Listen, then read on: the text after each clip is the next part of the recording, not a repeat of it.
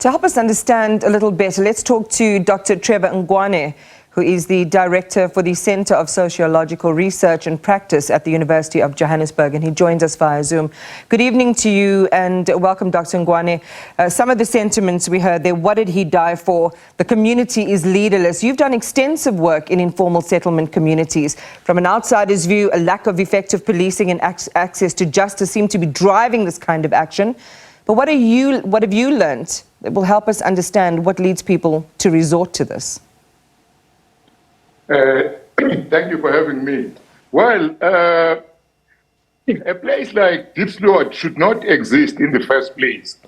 You know, it's a God-forsaken place which was created by the ANC government, the same way in which apartheid created labor dormitories, locations, you know, to warehouse black, working class and poor people.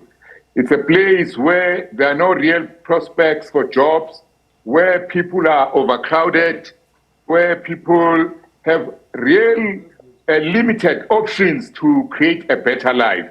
So that's why you see this increase in crime, and then the crime brutalizes the community, and then they respond in this brutal way, which of course is totally wrong of them to do.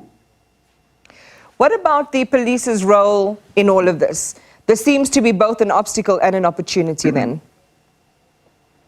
Yes, the police must do their job, but remember, the people are concerned about jobs, are concerned about poverty, they want opportunities, and then they also want better services, what we call service delivery.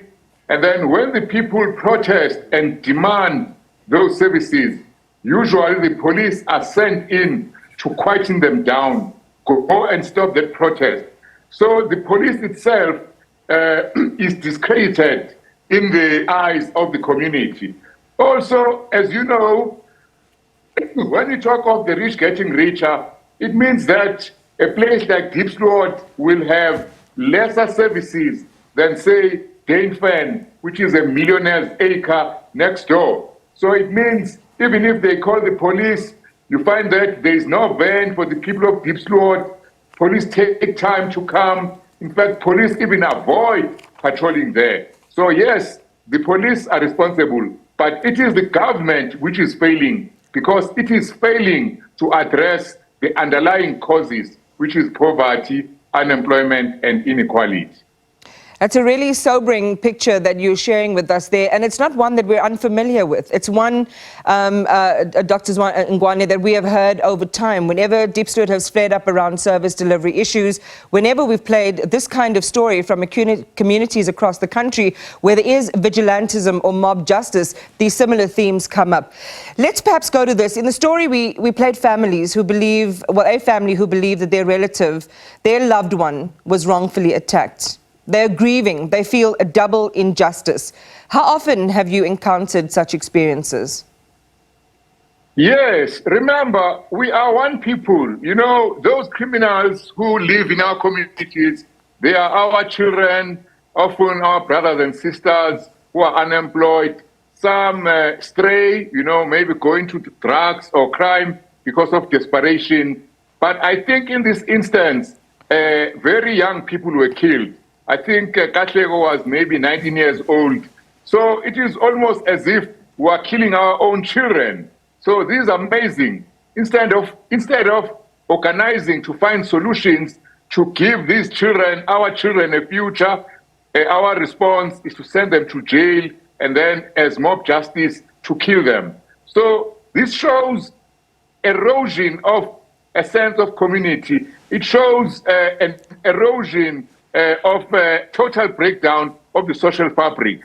This is a bigger social problem. It's not just in Diepsloot. It's everywhere where the black working class and the poor live in South Africa. That is why I think it is a failure of the government. It is a failure of the rich who are monopolizing the wealth and leaving the poor desperate in places like Diepsloot.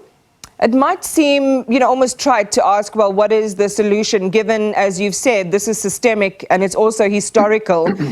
We have thrown up, these themes have come up in communities across our country, but there is a very definite lack of political leadership and then effective responses in terms of making communities feel they can trust law enforcement. They are there to protect them. They feel that they have full expression of their rights.